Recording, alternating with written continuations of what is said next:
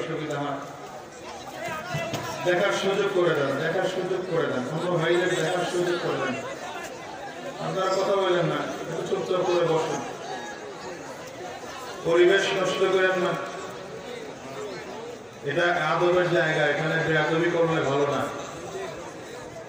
এই যুবক রক্ত ঠান্ডা করো নিয়ে একটু গরম হইলে ঠান্ডা করে বসো বেশি মানুষের ভিড়ে একটু মুশকিল হয় ঠিক না এইদিকেও কিছু রক্ত গরম হলো যুবক আছে একটু রক্ত ঠান্ডা করো যুবকরা রক্ত একটু ঠান্ডা রাখবে তাইলে হবে একটা প্রোগ্রাম সফল করার জন্য সবাইকে সহযোগিতা করতে হয় শুধু কর্তৃপক্ষ সহযোগিতা হলেই চলে না সাধারণ জনগণকে সহযোগিতা করতে হয় আমি কথাগুলো এই জন্য বলে যাচ্ছি আমি আজকে আলোচনার জন্য বসিনি আমি আজকে এসেছি আমি আপনাদের পুরনো মানুষের জন্য এসেছি আলোচনা করবেন কুয়াকাটা হুজুর আলহামদুলিল্লাহ এসে পড়েছেন কোনো অসুবিধা নেই কিন্তু আমি পরিবেশটা তৈরি করে দিতে চাই ঠিক আছে তো কথা বলে না কেন এই পরিবেশটা আমাকে করে দিতে হবে আমার যুবক যতগুলো আছো আজকের জন্য তোমাদের পায়ে আমার হাত পরিবেশটা পুরোটা শান্ত রাখতে হবে একজন মানুষও কোরআনী মাহফিলে এমন কোন আচরণ করব না যে আচরণের কারণে কোরআনের সাথে বেয়াদবি হয় ঠিক আছে কারা কারা তৈয়ার হাতগুলো উঁচা করে দেখাও আল্লাহ কবুল করে বলে না আমি হাতগুলো নামান আমার ভাইয়েরা আলোচনা কি এখন শুরু করা যায় আপনাদের অসুবিধা নাই তো শুরু করব আরে শুরু করবো কি শুরু করার আগে তো শেষ করা লাগবে ভাইয়েরা আমি যে আয়াতে কারিমা আপনাদের সামনে তিলাওয়াত করেছি আল্লাহ তাআলা ইরশাদ করেন এই আয়াতের মধ্যে বিশ্ব নবী মুহাম্মদুর রাসূলুল্লাহ সাল্লাল্লাহু আলাইহি ওয়াসাল্লাম এবং নবীর সাহাবীদের কিছু গুণাবলীর কথা আল্লাহ বলেছেন উত্তম উত্তম কিছু গুণের কথা আল্লাহ বলেছেন আমি আপনাদের সামনে শুধু দুইটা গুণ নিয়ে কথা বলবো নবী এবং নবীর সাহাবীদের দুটো গুণ নিয়ে কথা বলবো কয়টা সবাই কথা বলেন না কেন কয়টা গুণ নিয়ে কথা বলবো আল্লাহ তাআলা বলেন মুহাম্মাদুর রাসূলুল্লাহ والذين معه أشداء على الكفار رحماء بينهم নবী এবং নবীর সাহাবীদের যে গুণগুলো এর মধ্যে প্রথম নম্বর গুণ হচ্ছে আল্লাহর নবী এবং নবীর সাহাবীরা কাফির মুশরিক বেঈমান বদ্দিন এদের ব্যাপারে বড় কঠোর ছিলেন কথা বুঝাইতে পারি না মনে হয় এদিকে তাকান এদিক সেদিক কোথায় তাকাইছেন আপনারা মুমিন মুসলমান সাহাবায়ে কেরাম এবং নবীদের গুণ ছিল এরা কাফির মুশরিক বদ্দিন বেঈমানদের ব্যাপারে বড় কঠোর ছিল কি ছিল কঠোর ছিল কিন্তু রুহামাউ বাইনাহুম তাদের দ্বিতীয় নম্বর গুণ সাহাবায়ে কেরাম নিজেদের মাঝে আন্তরিকতা হৃদ্যতা মহব্বত ভালোবাসায় ভরপুর ছিল সুবহানাল্লাহ কাউকে বাড়িতে করেন এইজন্য আপনি আসা বন্ধ করছেন এত ধাক্কাইলে নিয়ে ঠেলা গাড়ি কতক্ষণ চালানো যায় রাগ করতেছে আগে তো গলিতে গলিতে প্রোগ্রাম করছি সারা বছর এই একটা প্রোগ্রাম দিচ্ছি খুব মনোযোগী হন অল্প সময় কথা বলবো তাহলে সাহাবায়ে কেরামদের সবচেয়ে বড় গুণ হচ্ছে তারা কাফির মুশরিক বেঈমানদের প্রতি কঠোর কিন্তু নিজেদের প্রতি অত্যন্ত মহব্বত হৃদ্যতা আন্তরিকতা মহব্বত ভালোবাসার কোনো অভাব ছিল না এর কি বুঝলাম দেখেন কথা খুব খেয়াল করেন কি বুঝলাম কারোর সাথে বন্ধুত্ব করব কারোর সাথে শত্রুতা করব মাপকাঠি হচ্ছে ঈমান বলে না মাপকাঠি ঈমান কারোর সাথে আমার বন্ধুত্ব কারোর সাথে আমার শত্রুতা মাপকাঠি কি ঈমান আছে তো তার সাথে আমার বন্ধুত্ব আছে ঈমান নাই তো তার সাথে আমার এই যে বলে না ঈমান আছে তো তার সাথে আমার ঈমান নাই তো তার সাথে আমার বন্ধুত্ব সে যত বড় হোক দেখার প্রয়োজন নেই, ক্ষমতাবান হাজার ক্ষমতাবান দেখার প্রয়োজন নেই, তার টাকার অভাব নেই দেখার প্রয়োজন নেই। আগে দেখেন তার মধ্যে ঈমান আছে কিনা। তার সম্মান অনেক প্রয়োজন নেই, টাকা অনেক প্রয়োজন নেই, ক্ষমতা অনেক প্রয়োজন নেই, চেহারা ভালো প্রয়োজন নেই, শরীরটা ভালো প্রয়োজন নেই, ঈমান আছে কিনা দেখেন। ঈমান আছে তো মহব্বত করি, ঈমান নাই তো মহব্বত করি না। তাহলে মহব্বতের মাপকাঠি কি? দেখেন খুব ভালো করে বুঝেন। যুদ্ধের ময়দানে আবু বকর সিদ্দিক রাদিয়াল্লাহু আনহু আর তার ছেলে দুইজন একসাথে যুদ্ধের ময়দানে উপস্থিত। আবু বকর সিদ্দিক রাদিয়াল্লাহু আনহু মুসলমান, ইসলামের পক্ষে যুদ্ধে অংশগ্রহণ করেছেন, কিন্তু তার ছেলে ছিল বেঈমান। ছেলে কাফিরদের পক্ষে, মুশরিকদের পক্ষে। তার ছেলে তখনও কালিমা গ্রহণ করে নাই, মুশরিকদের পক্ষে যুদ্ধে এসেছে। খুব খেয়াল করেন, বাবা এসছে মুসলমানদের পক্ষে, ছেলে মনোযোগ নাই। বাবা জোরে বলেন না কেন? বাবা মুসলমানদের পক্ষে, ছেলে বেঈমানদের পক্ষে, ঠিক না? যুদ্ধ শেষ হয়ে গেছে, পরবর্তীতে ছেলে কালিমা পড়ে মুসলমান হয়েছেন। মুসলমান হওয়ার পরে আবু বকর সিদ্দিক রাদিয়াল্লাহু আনহুর ছেলে বাবাকে ডেকে বলছেন, বাবা অমুক যুদ্ধে আমি তো তোমার সামনে পাইছিলাম, সরাসরি দেখছিলাম, আমি চাইলে তোমারে কতল করে ফেলতে পারতাম, দুনিয়ার থেকে বিদায় করে ফেলতে পারতাম। বিদায় করে নাই কেন জানো? কেন? তুমি যে আমার বাবা, এই জন্য ছাড় দিছি। কথা বুঝছেন? তুমি যে আমার জন্মদাতা পিতা, এই জন্য আমি তোমাকে ছাড় দিয়েছি। আবু বকর সিদ্দিক রাদিয়াল্লাহু আনহু বলেন, কপাল তোমার ভালো, আমি তোমাকে দেখি নাই। কপাল তোমার ভালো, আমি তোমারে দেখি নাই।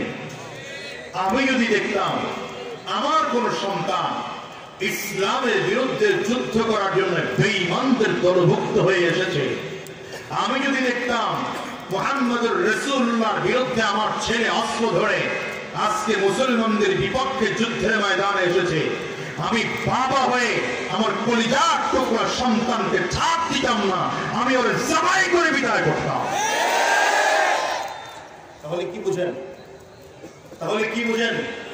পৃথিবীতে বন্ধন হলো দুইটা, একটা হচ্ছে রক্তের বন্ধন, আর একটা হচ্ছে ঈমানের বন্ধন। একটা কি বন্ধন? আর একটা কিসের বন্ধন? স্বার্থের জন্য রক্তের বন্ধন ছিন্ন করা যায়, কিন্তু স্বার্থের জন্য ইসলামের বন্ধন ছিন্ন করা যাবে না। বরঞ্চ ঈমানের বন্ধন টিকিয়ে রাখতে গিয়ে যদি রক্তের বন্ধন ছিন্ন করতে হয়, রক্তের বন্ধন ছিন্ন করে দাও, তো ঈমানের বন্ধন ছিন্ন করা যাবে না। ঈমানের বন্ধন টিকিয়ে রাখতে গিয়ে যদি রক্তের বন্ধন ছিন্ন করতে হয়, তাহলে রক্তের বন্ধন ছিন্ন করো, ঈমানের বন্ধন ছিন্ন করা যাবে না। কারণ রক্তের বন্ধন টিকিয়ে রাখার জন্য নবীজির হাদিস আছে জান্নাত পাওয়া যায়, নবীজির হাদিস আছে জান্নাত পাওয়া যায়। কিন্তু রক্তের বন্ধন টিকিয়ে রাখাটা যতটা গুরুত্বপূর্ণ, তার চেয়ে হাজার গুণ, লক্ষ গুণ, কোটি গুণ বেশি গুরুত্বপূর্ণ হচ্ছে ঈমানের বন্ধন টিকিয়ে রাখা। আজকের থেকে আমরা মেহনত চালাবো, রক্তের বন্ধন টিকিয়ে রাখার জন্য যতটা চালাবো, তার চেয়ে লক্ষ গুণ, কোটি গুণ বেশি মেহনত চালাবো ঈমানের বন্ধন টিকিয়ে রাখার জন্য। ঠিক আছে না? ঠিক আছে না? বরঞ্চ আরেকটা কথা ক্লিয়ার করে বলি, ইসলামের বন্ধন বা ঈমানের বন্ধন টিকিয়ে রাখার জন্য যদি রক্তের বন্ধন ছিন্ন করতে হয়, তার মানে ঈমানের বন্ধন টিকিয়ে রাখার জন্য যদি বাবার সন্তানের বন্ধন ছিন্ন করতে হয়, ইসলামের নির্দেশনা বাবার সন্তানের বন্ধন ছিন্ন করো, ঈমানের বন্ধন ছিন্ন করা যাবে না। স্বামী আর স্ত্রীর বন্ধন যদি ছিন্ন করতে হয়, ঈমানের বন্ধন টিকিয়ে রাখার জন্য স্বামী আর স্ত্রীর বন্ধন ছিন্ন করো, ঈমানের বন্ধন ছিন্ন করা যাবে না। মুসলমান, বন্ধুত্বের সম্পর্ক যদি ছিন্ন করতে হয়, ঈমানের বন্ধন টিকিয়ে রাখার জন্য বন্ধুত্বের সম্পর্ক ছিন্ন করো, ঈমানের বন্ধন ছিন্ন করা যাবে না। খুব খেয়াল করেন, সাহাবায়ে কেরাম একজন আরেকজনের মাঝে কত হৃদ্যতা, কত আন্তরিকতা, কত ভালোবাসা, কত মহাব্বত, অভাব ছিল না, ভরপুর ভরপুর ছিল। আরে ভাই, একজন আরেকজনকে চিনে না, একজন আরেকজনের সাথে কোনো সম্পর্ক নাই, কার বাবা কোথায় খবরও নাই, একজন মক্কা আরেকজন মদিনা, কিন্তু শুধু ঈমানের বন্ধনের কারণে এদের এতটা মহাব্বত, এতটা ভালোবাসা, এতটা হৃদ্যতা, এতটা আন্তরিকতা যে নিজের ঘর জমিন যা আছেন সব ভাগ করে দিয়েছে, আপন ভাইকে যতটা না করে তার চেয়ে বেশি। সাহাবায়ে কেরামের দল ছিল দুইটা। কয়টা? একটা দল ছিল মুহাজির, যারা মক্কাতুল মুকাররমা থেকে হিজরত করে মদিনায় এসেছেন। আরেক দল ছিল আনসার। আরেক দল কি? আনসার কারা? যারা মদিনার ছিলেন, যারা মুহাজির সাহাবীদের সহযোগিতা করতেন, তাদেরকে বলা হতো আনসার। তো মুহাজির সাহাবী আর আনসার সাহাবীকে আমার নবী ভাই ভাই বানায় দিতেন। একজন মুহাজির সাহাবী আর একজন আনসার সাহাবী নবীজি ভাই বানায় দিতেন। ঠিক এমনই দুইজনকে আমার নবী একদিন ফজরের নামাজের পরে একজন মুহাজির সাহাবীকে দাঁড় করিয়ে বললেন, আমার এই সাহাবীকে ভাই বানিয়ে নিবে। এই হিজরত করে মদিনা থেকে এসেছে, মদিনা থেকে আসার কারণে কাউকে সাথে নিয়ে আসতে পারে নাই, শুধুমাত্র দুইটা কাপড় নিয়ে মদিনাতে এসেছে। ঈমানের বন্ধন টিকিয়ে রাখার জন্য আমার এই সাহাবীকে ভাই বানায় নিবা, এমন কি আছে? একজন আনসারী সাহাবী দাঁড়ায় গেলেন, লাব্বাইকা ইয়া রাসূলুল্লাহ, হুজুর আমি তৈয়ার আছি। সুবহানাল্লাহ, সুবহানাল্লাহ,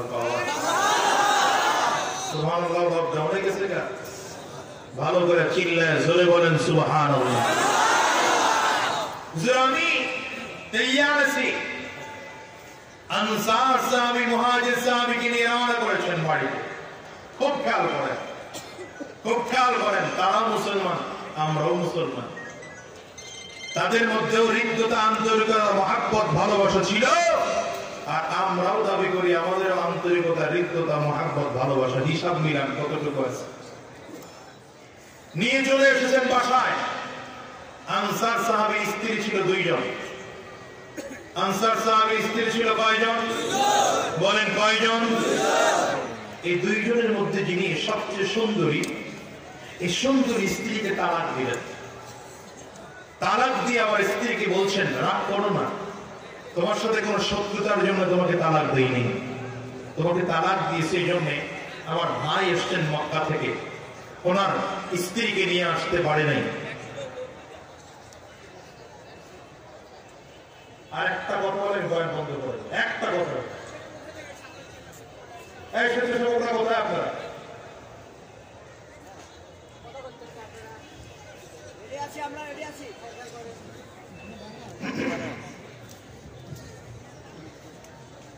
ভাইরা আমার কি বললো? ছোট্ট একটা কথায় কথা কত পয়েন্ট নষ্ট হয়েছে। আর আমি ব্রেইনে কিছু কথা নিয়ে বসছি ভাই, এই মেসেজগুলো আপনাদেরকে দেবো। আপনার একটা ব্যক্তি ডিস্টার্বের কারণে পুরো এতগুলো মানুষ কথা থেকে বঞ্চিত হবে, আপনি বুঝলেন? ইচ্ছা করে যদি ঘাড়ে গুনাহ নিতে চান তো করবেন কি? এখানে আসছেন সব কমাইতে, এখানেই সব গুনাহ নিতে। তো কি এখন তালাক দিয়েছে, স্ত্রীকে বলছি তুমি রাগ করো না, রাগ করো না, তোমার সাথে কোনো শত্রুতার জন্য তোমার তালাক দেয়নি। আমার ভাই এসছেন, ভাই তার স্ত্রীকে নিয়ে আসতে পারে নাই, তার সন্তানকে নিয়ে আসতে পারে নাই, তার জমিন নিয়ে আসতে পারে নাই, তার বংশের কাউকে নিয়ে আসতে পারে নাই, একা একা এসেছে। আমার ভাইয়ের একজন সহধর্মিনী দরকার, আমার ভাইয়ের একজন অর্ধাঙ্গিনী দরকার। এই জন্য আমি তোমাকে তালাক দিলাম, যেহেতু আমার চোখে তুমি বেশি সুন্দরী, তোমাকেই তালাক দিলাম, তুমি আমার ভাইকে বিয়ে করে দাও। সুবহানাল্লাহ। যারা কম নাই তারাও জোরে বলেন সুবহানাল্লাহ। মুহাজির সাহাবী আশ্চর্য এখানেই শেষ না, সমস্ত জমানা নগদ অর্থ যা ছিল সবের সামনে রাখছেন, পুরোটা অর্ধেক করে ভাগ করছেন। অর্ধেক ভাগ করে এবার বলছেন, ভাই এখানে এক ভাগ, এখানে এক ভাগ, সমান সমান দুই ভাগ করলাম। যেই ভাগ তোমার পছন্দ হয় আগে তোমার ভাগ তুমি নাও, এরপরে আমার ভাগ আমি নেব। মুহাজির সাহাবী আশ্চর্য হয়ে গেলেন, এটাও কিভাবে সম্ভব?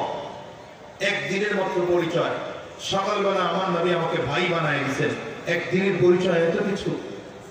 নিয়ে গেলেন ফসলি জমিনে, ফসলি জমিনে গিয়ে দেখাচ্ছেন এই পুরো জমিনগুলো আমার একা, এতদিন আমি একা ভোগ করেছি, যাও এই জমিনটা অর্ধেক ভাগ করে ফেললাম, এই সাইডে এক ভাগ, এই সাইডে আরেক ভাগ। যেই ভাগ তোমার পছন্দ হয় আগে তোমার পছন্দের ভাগ তুমি নাও, এরপরে আমার ভাগটা আমি নেব। আশ্চর্য হয়ে গেলেন মুহাজির সাহাবী, এটাও কিভাবে সম্ভব? শুধু তাই না, চলে আসলেন বাড়িতে, নিজের ঘরকে অর্ধেক ভাগ করছেন। আর একটু জোরে বলা যায় না? নিজের ঘর অর্ধেক ভাগ করছেন, সমান সমান অর্ধেক ভাগ করে, এই এক ভাগ এই এক ভাগ। মুহাজির সাহাবীর দিকে তাকিয়ে এবার বলছেন, ভাই যেই ভাগ তোমার পছন্দ হয় আগে তোমার ভাগটা তুমি নাও, তারপরে আমার ভাগটা আমি নেব। মুহাজির সাহাবী আশ্চর্য হয়ে জিজ্ঞাসা করলেন, ভাই এটা কেমন পাগলামের কথা? আপনার দুই স্ত্রীর মধ্যে যিনি সবচেয়ে বেশি সুন্দরী, আপনি তাকে তালাক দিলেন আমার জন্যই। আপনার সমস্ত সম্পদ, আপনার কষ্টে অর্জিত সম্পদ, সেটাকে সমান ভাগ করে আমাকে অর্ধেক দিয়ে দিলেন। এরপরে আপনার সকল জমিনগুলো অর্ধেক ভাগ করে অর্ধেক আমাকে দিয়ে দিলেন। আবার আপনার নিজের ঘর, আপনার ঘরকে আপনি ভাগ করে অর্ধেক দিয়ে দিলেন। মুহাজির সাহাবী কথা বলার সাথে সাথে আনসার সাহাবী মুহাজির সাহাবীর হাতটা ধরে বলে, ভাই নবী না একটু আগে বলে দিয়েছেন তুমি আর আমি ভাই, তার মানে এখন তো তুমি আর আমি আপন ভাই, আমরা এক বাবার সন্তান, আমরা এক মায়ের সন্তানের মতো। এতদিন আমার বাবার সম্পত্তি আমি একা ভোগ করেছি, এখন তো আমার আরেকজন ভাই হয়েছে, এখন আর আমি আমার বাবার সম্পত্তি একা ভোগ করতে পারি না। এই জন্য আমি আমার বাবার সম্পত্তি অর্ধেক অর্ধেক ভাগ করে দিলাম, আর যিনি ভাগ করে তিনি আগে নিবে। এটা ইসলামের ইনসাফ ওয়ালা ব্যক্তির কাজ না। এই জন্য ভাগ করার দায়িত্ব ছিল আমার। যেহেতু ভাগ করেছি আমি, নিবা তুমি তোমার পছন্দের ভাগ নেওয়ার পরে, এরপরে আমার পছন্দের ভাগটা আমি নেব। একটু চিন্তা করেন, একটু চিন্তা করেন তো, আজকের এই লজিকটা যদি মুসলমানদের মধ্যে থাকতো, এই আদর্শটা যদি শুধু মুসলমানদের মধ্যে থাকতো, এই একটা আদর্শ, শুধু ছাড় দেওয়ার আদর্শ যদি মুসলমানদের মধ্যে থাকতো, খোদার কসম করে বলি মুসলমানদের মধ্যে আর দ্বন্দ্ব লাগে না, মুসলমানদের মধ্যে আর গ্যাঞ্জাম লাগে না, মুসলমানদের মধ্যে আর ঝামেলা হয় না। এখন পরিস্থিতি এমন, আমি গোলটুপি পরি তো পাঁচকুলকিওয়ালারা দেখতে পারি না, আমি পাঁচকুলকি পরি গোলটুপিওয়ালারা দেখতে পারি না, আমি অমুক পীরের মুরিদকে অমুক পীরের মুরিদকে দেখতে পারি না, আমি অমুক দল করি তাই অমুক দলকে দেখতে পারি না। কথা বলে না কেন? আমার মাহফিলে লোক কম হয়, আরেকজনের মাহফিলে লোক বেশি হয়, তাই দেখতে পারি না। কথা বলেন না কেন? যদি এটাই হয় মুসলমানদের আচরণ, হিসাব মিলায় দেখেন আপনি এখনো পাক্কা সাচ্চা মুসলমান হতে পারেন নাই। কথা বলেন, কথা বলেন। আপনার মাহফিলে আমার মাহফিলে লোক একটু কম হতেই পারে, কুয়াকাটা হুজুরের মাহফিলে লোক একটু বেশি হতেই পারে। কথা বলেন না কেন? অসুবিধা কি? কুয়াকাটা হুজুর সেও তো আমাদের লোক। কথা বলেন না, ওনার মাহফিলে বেশি লোক হওয়া সেটা আমার জন্য গর্বের বিষয়। আমি মনে করি বাংলার প্রতিটি আলোচকের মাহফিলে লোক বেশি হবে, এটা আমার জন্য গর্বের বিষয়। এটা যদি কেউ সহ্য করতে না পারে তার মধ্যে ভেজাল আছে, দ্বন্দ্ব শুরু হয়ে গেছে, হৃদ্যতা নেই, মহাব্বত নেই, একজন আরেকজনকে ছাড় দেওয়ার মতো নেই। আরে ভাই, মানুষ বলতে ভুল নাই মানুষের। কথা বলেন না কেন? আমি 1 ঘন্টা 1.5 ঘন্টা কথা বললে 2-4টা কথা আপনি যদি খুব ঠান্ডা মাথায় চিন্তা করেন, 1-2টা ভুল হওয়ার সম্ভাবনা আমার আছে না নাই? যদি থাকে আপনি আমার উস্তাদ, আপনি আমার মুরব্বী, আপনি আমার বড়, আপনি আমাকে ডাকবেন, আমাকে সংশোধন করবেন, আমাকে রুমাটকে প্রয়োজনে পেটাবেন, আমাকে থাপ্পড় দেবেন, আমাকে সংশোধন করবেন, আমাকে বলবেন তুই এমনি এমনি কথা বলবি, না করে আপনি উল্টো আমার বিরুদ্ধে কথা বলেন, এটা কোন কায়দা? মুহাম্মাদুর রাসূলুল্লাহ والذين معه أشداء على الكفار رحماء بينهم নবী এবং নবীর সাহাবায়ে কেরামদের বড় চমৎকার অভ্যাস ছিল, তারা একজন আরেকজনের প্রতি অত্যন্ত মহব্বত, আন্তরিকতা, হৃদ্যতা, মহব্বত, ভালোবাসার অভাব ছিল না। হতে পারে আপনার টুপির কালার একরকম, আমার টুপির কালার আরেক রকম, আপনার টুপির ধরন একরকম, আমার টুপির ধরন আরেক রকম। হতে পারে আপনার জুব্বাটা একটু কানি ফাড়া, আমার জুব্বাটা লম্বা। হতে পারে আপনি এক কালারের রুমাল পরেছেন, আমি আরেক কালারের রুমাল পরেছি। হতে পারে আপনি এক কালারের পাগড়ি পরেন, আমি আরেক কালারের পাগড়ি পরি। হতে পারে এমন আপনি এক কালারের জুতা পরেন, আমি আরেক কালারের জুতা পরি। হতে পারে আপনি এক মাদ্রাসায় পড়েছেন, আমি আরেক মাদ্রাসায় পড়েছি। হতে পারে আপনি এক মাদ্রাসার শায়খুল হাদিস, আমি আরেক মাদ্রাসার উর্দু কায়দার উস্তাদ। হতে পারে এমন আপনি এক পীরের মুরিদ, আমি আরেক পীরের মুরিদ। সবসময় হিসাব রাখা দরকার, আমাদের মধ্যে কোনো দ্বন্দ্ব নাই। আমরা এক আল্লাহর গোলাম, আমরা এক নবীর উম্মত। আমাদের কোরআন একটা আওয়াজ করে বলুন ঠিক কিনা? আমাদের কোরআন যদি একটা হয়, আমাদের আল্লাহ যদি একজন হন, আমাদের নবী যদি একজন হন, তাই আমাদের মধ্যে কোনো দ্বন্দ্ব নাই, আমাদের মধ্যে কোনো মত নাই, ফিরকা নাই, ফিরকাবাজি নাই। আমাদের মধ্যে যারা ছোট ছোট দ্বন্দ্ব করে করে ফিরকাবাজি করতে চায়, হিসাব মিলিয়ে দেখেন এই মানুষগুলো ভালো মানুষ নয়, এই মানুষগুলো স্বার্থপর। আপনার এই স্বার্থের কারণে আর মত পার্থক্যের কারণে বেঈমান আর মুশরিকরা আলেমদের ঘাড় মটকে না অহংকার দিচ্ছে, ঠিক কিনা বলো? নয়তো মুসলমানদের জমিনে বসে 92% মুসলমানদেরকে যারা নেতৃত্ব নেয়, এদেরকে ঘাড় মটকানোর শক্তি স্বার্থ কার আছে বলেন তো? আলেমরা 28 বছর 30 বছর পরে আলেম হয়েছে, তুমি ঘরে গিয়ে আলিফ বাতাস করে আলেম হয়েছে।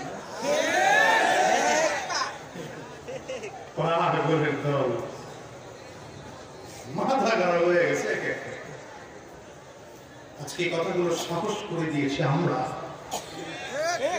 আফসোস হয়, আফসোস হয়। হিসাব নিলাম আমরা আজকে ওলামায়ে কেরাম যদি একজন আরেকজনের বিরুদ্ধে দ্বন্দ্ব না করতাম, বেঈমানে কথা বলতে পারতো না, কোন মুশরিক, কোন কাফির কেউ মুসলমানদের বিরুদ্ধে কথা বলতে পারতো না।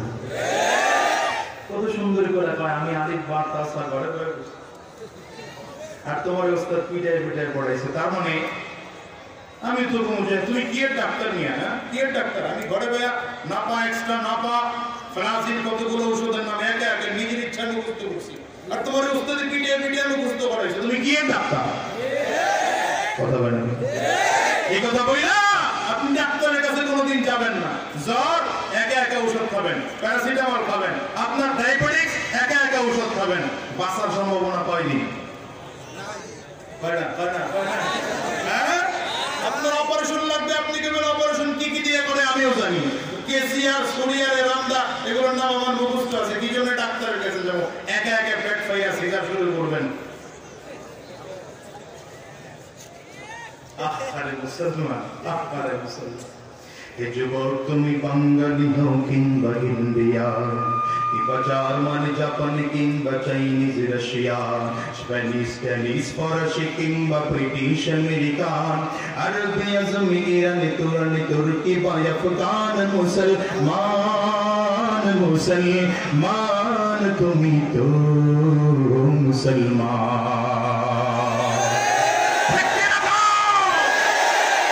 তুমি সাদা হও কি বা কালো হও, দেখো রক্ত তোমার লাল, সুখী হও কি বা দুঃখী হও, রেখো ইমান নির্ভেজাল। তুমি সাদা হও কি বা কালো হও, দেখো রক্ত তোমার লাল, সুখী হও কি বা দুঃখী হও, রেখো ইমান নির্ভেজাল। কাছে রাও কি বা দূরে রাও, তবু কাবাই তোমার ঘর। স্লোগানে আজ কেঁপে ওঠে পৃথিবীটা থর থর, বিক্ষু তোমায় জানাই সালাম, দূরে থাকে শয়তান। মুসলমান, মুসলমান মুসলমান তুমি তো মুসলমান ঠিক না মুসলমান পাবনাবাসী শুনে যাও আমাদের মধ্যে কোনো দ্বন্দ্ব নাই হিংসা নাই আজাদ নাই মারামারি নাই কাটাকাটি নাই আজকে ঐক্যবদ্ধ হয়ে স্লোগান দিতে চাই বাংলার জমিনে যারা আমার নবীকে নিয়ে কটূক্তি করবে আমার নবীকে যারা চামচ বলবে আমার নবীর চরিত্র নিয়ে যারা কথা বলবে বাংলার জমিনে ওদের কোনো জায়গা নয় ওদের কোনো জায়গা নয়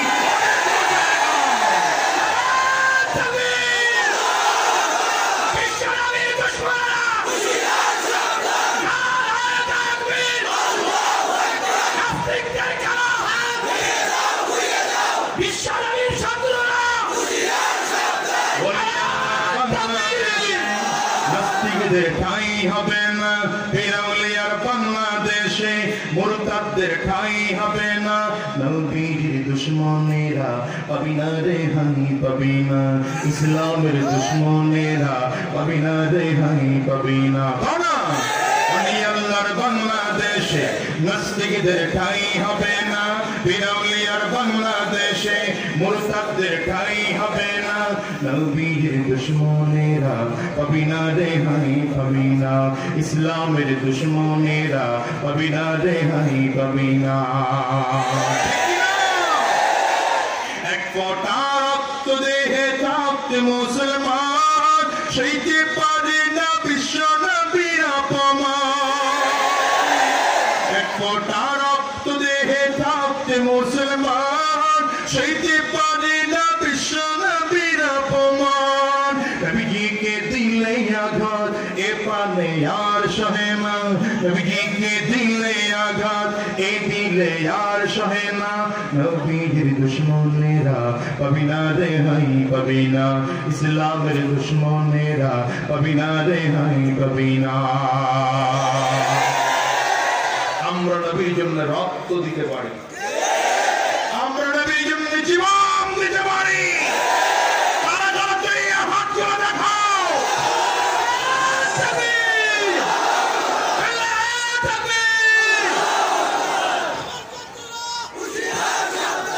নবীর জন্য যদি রক্ত দিতে হয় বিপ্লবী এই জনতা পায় না তবু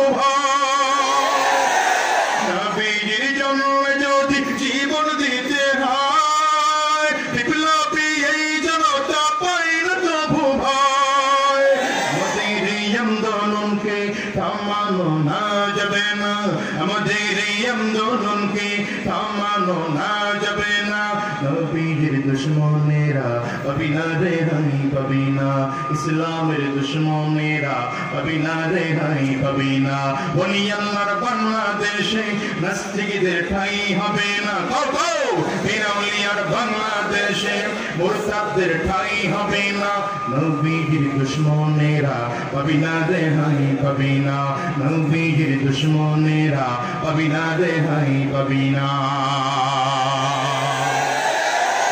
আজকে আমার নবীর জন্য একটা স্লোগান হবে বহুত নেতারে খুশি করার জন্য স্লোগান দিচ্ছেন আজকে আমার নবীর জন্য একটা স্লোগান দেব রাজি সবাই রাজি আজকে স্লোগান হবে অনেক নেতারে খুশি করার জন্য স্লোগান দিয়েছেন এটা কোনো রাজনৈতিক স্লোগান না এটা ঈমানের স্লোগান এটা কোরআনের স্লোগান আমি বলবো আমার নেতা তোমার নেতা আপনারা কি বলবেন বিশ্বনবী আমার নেতা তোমার নেতা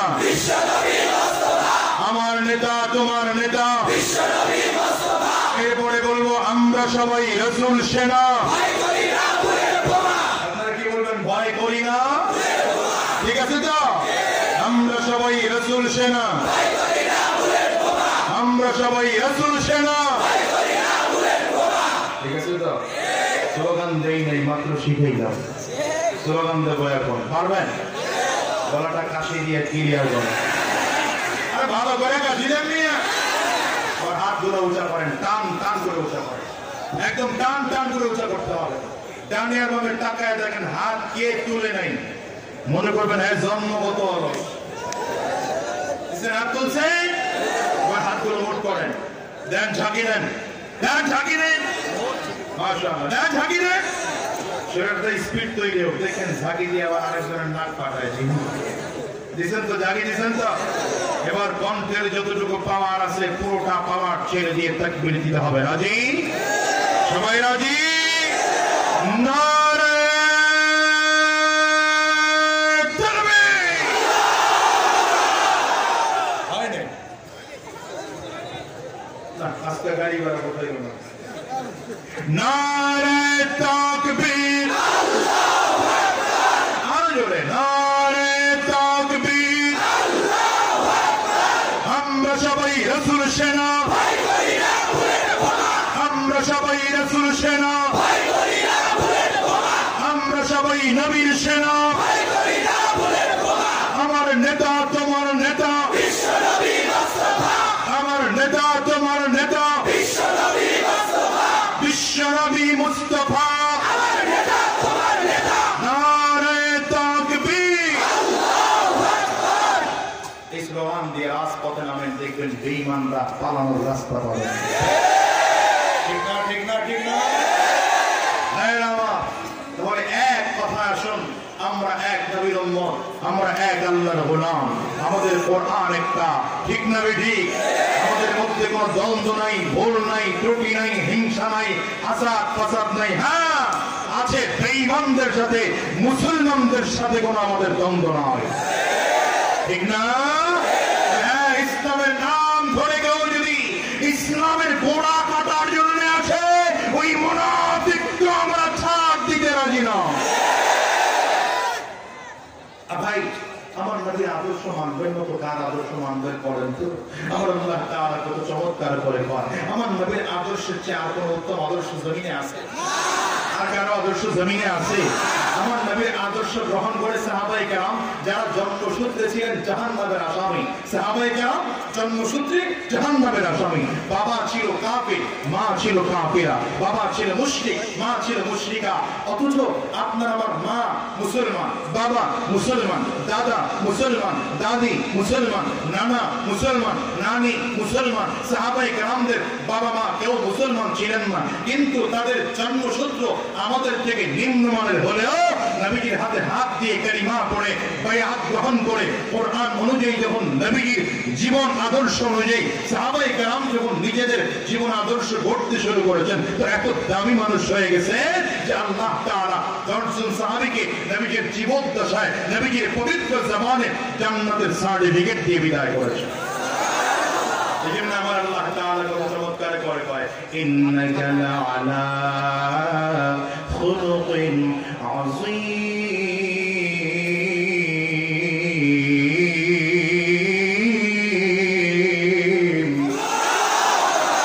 বিশ্বনবী রাহমাতুল লিল আলামিনের ব্যাপারে আল্লাহ তাআলা ডেকে বলছেন, পয়গম্বর, দুনিয়ার মানুষ যে যা বলে বলুক না কেন, আপনি সত্যিকার আপনার মহান চরিত্রের উপরে আপনাকে মহান চরিত্র দিয়ে তৈরি করা হয়েছে, আপনাকে মহান চরিত্র দিয়ে প্রেরণ করা হয়েছে। আমার নবীর চরিত্রের উপরে কারো চরিত্র চমৎকার ছিল না, কোনোদিন হবেও না, কোনোদিন হওয়ার সম্ভাবনাও নেই। এই জন্য মুসলমান আমার নবীর সাহাবায়ে কেরামরা যখন আমার নবীর আদর্শবান হওয়া শুরু করলেন, আমার নবীর সাহাবীরা এতটা পাগল, নবীর সাহাবীরা জীবন দেয়, নবী থেকে ঈমান ছাড়ে দূরে সরে যায় না।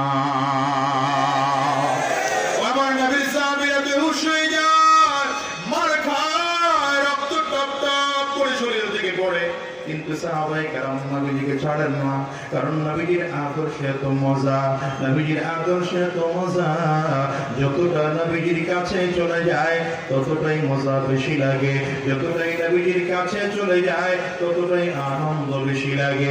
ওই যে আবু বকর সিদ্দিক রাদিয়াল্লাহু আনহু ইসলামের যখন গোপন গোপন দাওয়াত চলছিল, এখনো পর্যন্ত প্রকাশ্যে ইসলাম আসে নাই, চারিদিক কাফিরদের ভয়, মুসলমানেরা গোপনে গোপনে ইসলামের দাওয়াত গুলো চালাচ্ছেন। আবু বকর সিদ্দিক রাদিয়াল্লাহু আনহু নবীর সামনে দাঁড়িয়ে ডাক দেয়, পয়গম্বর, আপনি যদি আমার অনুমতি দেন বাইতুল্লাহর সামনে দাঁড়ায় আমি একটু খুতবা দিতে চাই। আমার নবী ডেকে বলেন, তোমার কি সাহস হয়? আবু বকর সিদ্দিক রাদিয়াল্লাহু আনহু ডেকে বললেন, পয়গম্বর, আপনি যদি আমারে বলেন তাইলে আমার সাহস হয়। আমার নবী পারমিশন দিয়ে দিলেন। আবু বকর সিদ্দিক রাদিয়াল্লাহু দাঁড়িয়ে খুতবা দেওয়া আরম্ভ করলেন। আবু বকর সিদ্দিক রাদিয়াল্লাহু আনহুর খুতবা শুনে বেঈমানদের মেজাজ গরম, কাফির মুশরিকদের মেজাজ গরম হয়ে যায়। ওই কাফির মুশরিক বেঈমানেরা আবু বকর সিদ্দিক রাদিয়াল্লাহু আনহুর উপরে হামলা করেছে। ওই ঘোড়া চালানোর চাবুক দিয়ে পিঠের মধ্যে এক এক করে টাস টাস করে বাড়িগুলো মারতে আরম্ভ করেছে। আবার বুকের মধ্যে টাস টাস করে বাড়িগুলো মারতে আরম্ভ করেছে। বুকের চামড়া গুলো ফেটে যায়, রক্ত টক টক টক টক করে জমিনের মধ্যে পড়তে আরম্ভ করেছে। আবু বকর সিদ্দিক রাদিয়াল্লাহু আনহু তারপর দিনের দাওয়াত বন্ধ করেন না, ইসলামের পক্ষে খুতবা বন্ধ করেন না। বেঈমান কাফির মুশরিকরা মারতে মারতে রক্তাক্ত করে করে বেহুশ বানিয়ে জমিনের মধ্যে উত্তপ্ত মরুভূমির পালর মধ্যে ফেলে রেখেছে।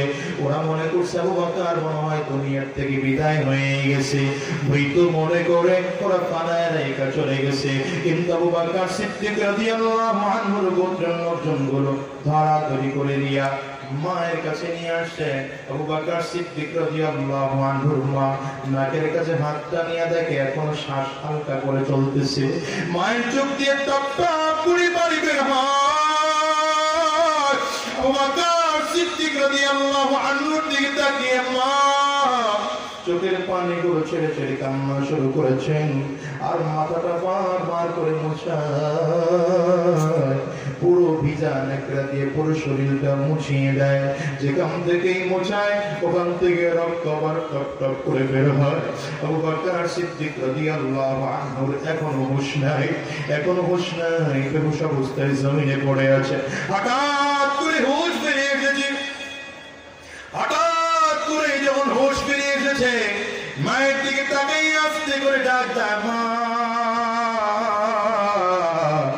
আমার বলো না আমার নবীজি কেমন আছে? এই দুনিয়ার মুসলমান পাগল তুইছে আমার নবীর আশিক হতে পারো নাই। শুধু আশিকের রাসূলের বানাত তামাইলে আশিকের রাসূল হওয়া যায় না। এখন তো আশিকের রাসূলের বানাত তামাইলে লোকের অভাব নাই। আপনাদের পাবনার মনে হয় লোকের খোঁজ নাই। রাস্তার মোড়ে মোড়ে শুধু আশিকের রাসূলের ব্যানার, কপালের মধ্যে আশিকের রাসূলের ব্যানার। মুখের দিকে তাকায় দেখবেন মুখের মধ্যে দাড়ি নেই, মাথার দিকে তাকায় দেখবেন মাথার মধ্যে টুপি নাই। হিসাব মিলায় দেখবেন এদের মধ্যে কোনো সুন্নতের ভালাই নাই। আমার নবীর আদর্শ তাদের মধ্যে নাই, নাম দিয়েছে আশিকে রাসূল। হিসাব মিলায় দেখবেন ওরা আশিকে রাসূল নয়, আশিকে শয়তান। আমার মুসলমানরা নবীজির ভালোবাসার নামে ভণ্ডামি কেউ করে বাংলার জমিনের জায়গা নয়। পাবনা বসে আওয়াজ করে বলো ঠিক কিনা?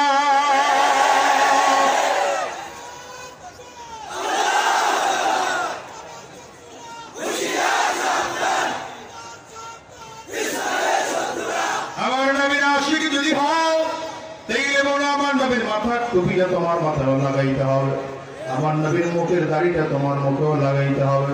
যদি বা বাস্তব আশিকে রাসূল হতে পারো, যদি বাস্তবিক অর্থে আশিকে রাসূল তুমি হতে চাও, তাহলে আমার নবীর আদর্শটা তোমার জীবনের মধ্যে ঢুকাইতে হবে। বাস্তবিক অর্থে যদি তুমি আশিকে রাসূল হতে চাও, আমার নবী উহুদের যুদ্ধে মার খেয়েছেন, বদরের যুদ্ধে মুজাহিদের বেশে যুদ্ধ করেছেন, তোমাকেও সেই প্রস্তুতি নেওয়া লাগবে। হাত তুলে উঁচা করে বলো ঠিক কিনা? দুনিয়ার মুসলমান আবু বকর সিদ্দিক রাদিয়াল্লাহু আনহু চোখ দিয়ে পানিগুলো ফালায় আর আস্তে আস্তে করে ডাক দেয়, মাগো আমার বলো না আমার নবী কই? আস্তে করে ডাক দেয়, চুপ কর।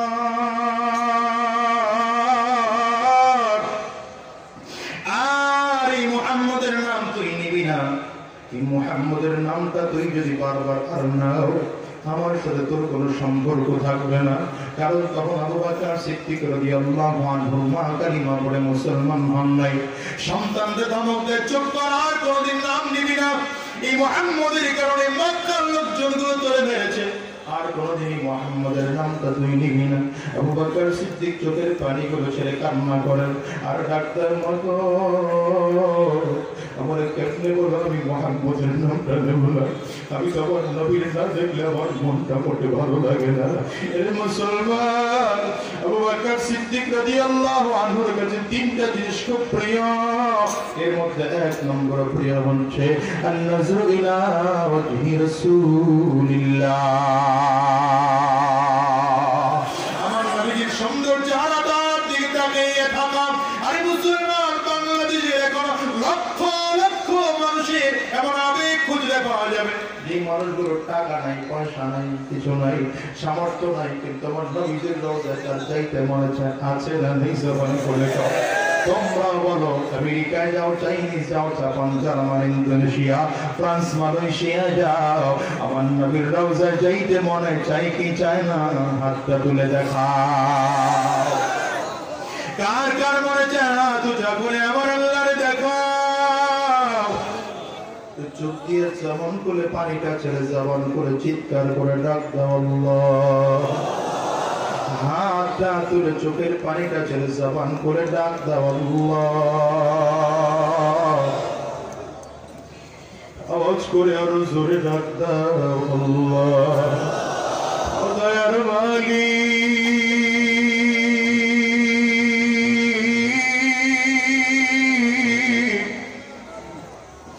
যতগুলো গোলাম আজকে তোমার হাতগুলো উঁচা করলাম, জীবনে একটা বার হলেও তোমার নবীর রওজা না দেখাইয়া দুনিয়া থেকে নিও না। চিল্লা খাও না আমি, মনের মাধুরী মিশিয়ে হৃদয়টা উজাড় করে বলো, মনের বড় আশা ছিল। একটু একটু করে সামনের দিকে আগান, পিছনে অনেক ভাইদের জায়গা হয় না, অল্প করে একটু একটু সামনের দিকে আগান আর দিলে খুব ব্যথা নিয়ে, দরদ নিয়ে, চোখে পানি নিয়ে মালিকের কাছে বলেন। আমার মালিক চাইলে কবুল করতে পারেন, বলেন না? বড় আশা ছিল। সামনের দিকে আগান, সামনের দিকে আগান। বড় আশা ছিল যাব মদিনায়, বলো না? বড়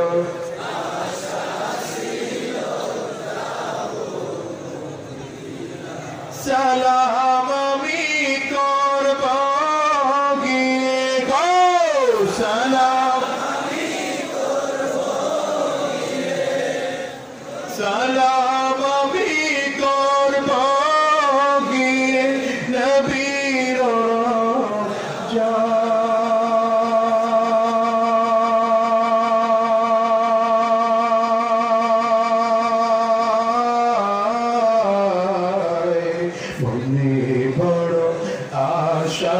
ছিল যাব মদিনায়, বলো না? মনে বড় আশা ছিল যাব। কষ্ট হয়? আরব সাগর পারি দেব,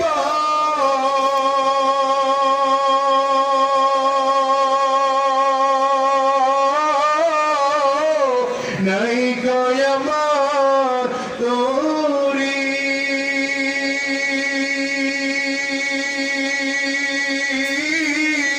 পাখি নয় যে ওরে যাব ডানাতে ভর করি।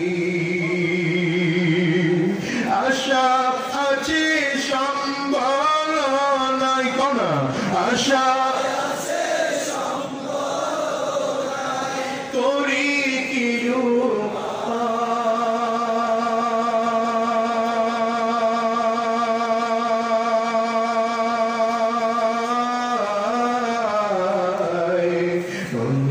বড় আশা ছিল যাব মদিনায়, বলো? মনে বড় আশা ছিল যাব মদিনায়। আমার মুসলমান ভাইরা, আবু বকর সিদ্দিক রাদিয়াল্লাহু আনহু চোখ দিয়ে পানিগুলো পালায় আর আস্তে আস্তে করে ডাকতে মা আমার বলো না আমার নবীজি কেমন আছে মা একটা পেয়ালার মধ্যে দুধ নিয়ে আবু বকর সিদ্দিক রাদিয়াল্লাহু আনহুর সামনে হাজির ডাক দিয়া বলে বাবা দুধটুকু পান কর তোর শরীর থেকে প্রচন্ড রক্ত ঝরেছে এই দুধটুকু পান করলে হয়তো তোর শরীরের শক্তি আবার ফিরে আসতে পারে আবু বকর সিদ্দিক রাদিয়াল্লাহু আনহু মায়ের দিকে তাকায় আস্তে করে ডাক দেয় মা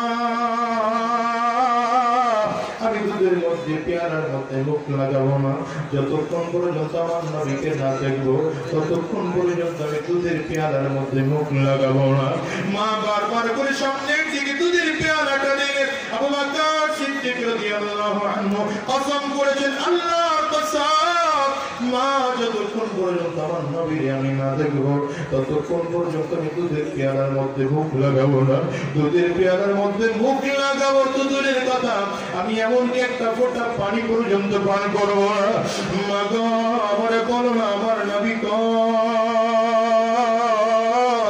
মা চোখ দিয়ে পানি চাইরা কান্না শুরু করছে রে বাবা আমি কই পাবো তোর নবী কোথায় পাবো মুহাম্মদ রে আল্লাহর নবীর সাহাবী আবু বকর সিদ্দিক রাদিয়াল্লাহু আনহু ডেকে বলে মা একটু যাও না ওমর ফারুকের বাড়িতে যাও না ওমর ফারুকের বোন ফাতেমার কাছে গিয়ে জিজ্ঞাসা করো আমার নবী কই আছে হযরত আবু বকর সিদ্দিকের মা চলে গেলেন ফাতেমার বাড়িতে গিয়ে ডাকতে তোদের নবী কই বল না হযরত ফাতেমা চিন্তা করলেন ডাইরেক্ট আমার নবীর কথা বলা যাবে না তাই হয়তো ওরা আমার নবীর হামলা করবে কৌশলে বললেন মাগো আমি একটা কাজ করি আপনার ছেলে নাকি প্রচন্ড মার খেয়েছে আপনার ছেলে নাকি প্রচন্ড অসুস্থ আমি একটু আপনার ছেলেকে দেখতে আপনার বাড়িতে যাব আবু বকর সিদ্দিক রাদিয়াল্লাহু আনহুর কথা শুনে আস্তে আস্তে করে ফাতিমা বাড়িতে রওনা করলেন ঘরে দরজাটা দিয়ে ঢুকি হযরত আবু বকর সিদ্দিক রাদিয়াল্লাহু আনহু ওই সময় পর্দার বিধান নাযিল হয় নাই পর্দার আয়াত নাযিল হয় নাই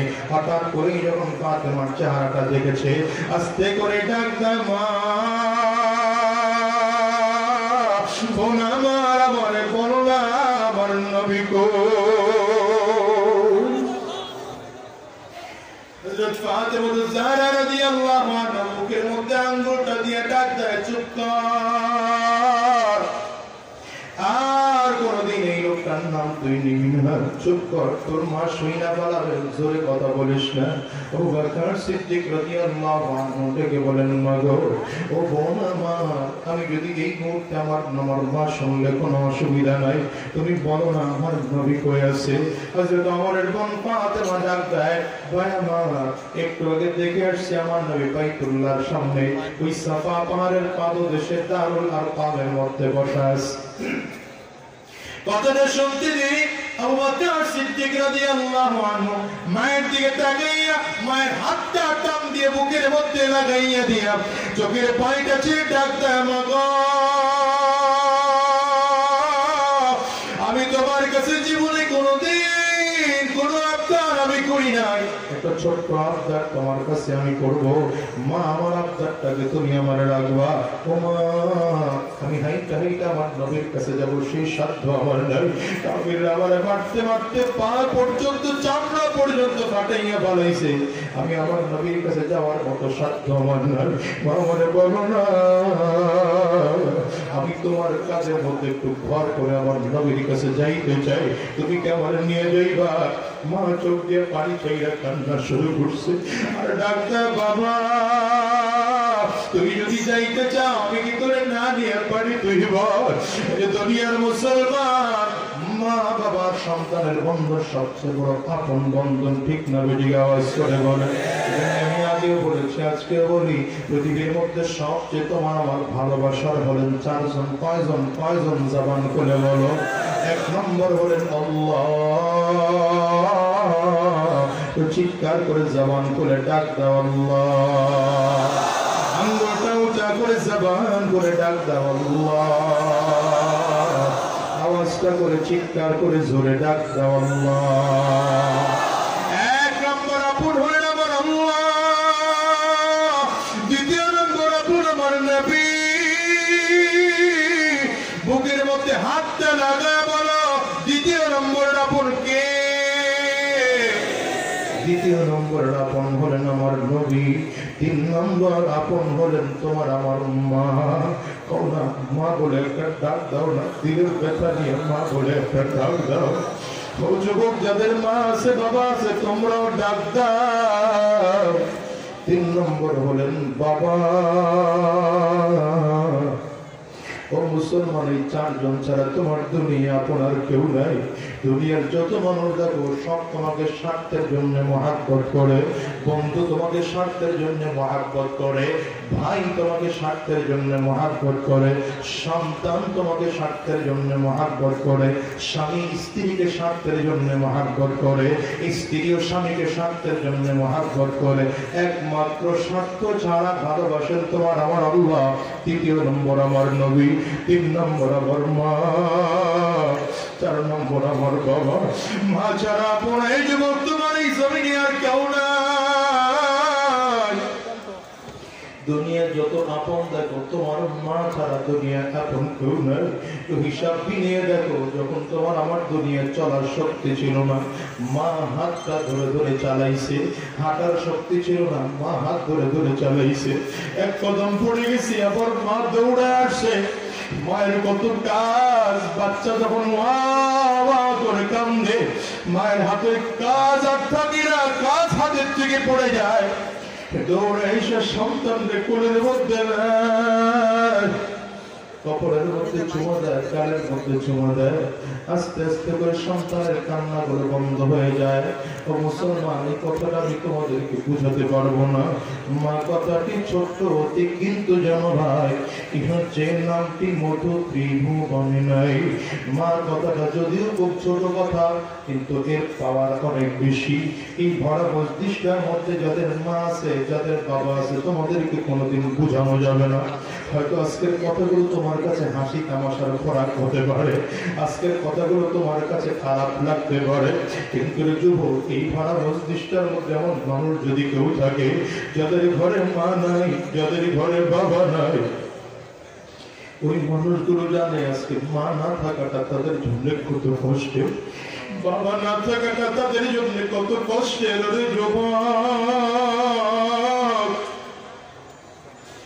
কারণ আমার ঘরে আমার মা নাই।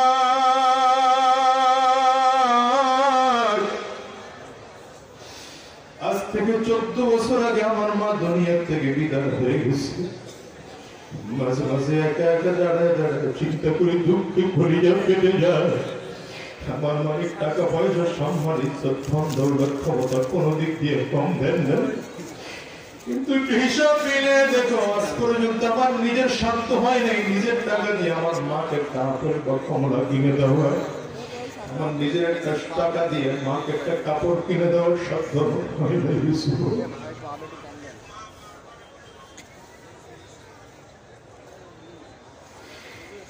আমি এই কথাটা কেমনে তোমাদেরকে বুঝাবো? এই ভরা মজলিসটার মধ্যে আজকে কুয়াকাটা হুজুরের বয়ান শেষ করে হয়তো বাসায় যাইবা, দরজা টোকা দিবা, মা হয়তো তোমার দরজা খুলবে। তুমি বাসায় গিয়ে দরজা টোকা দিলে আমার মা কিন্তু দরজা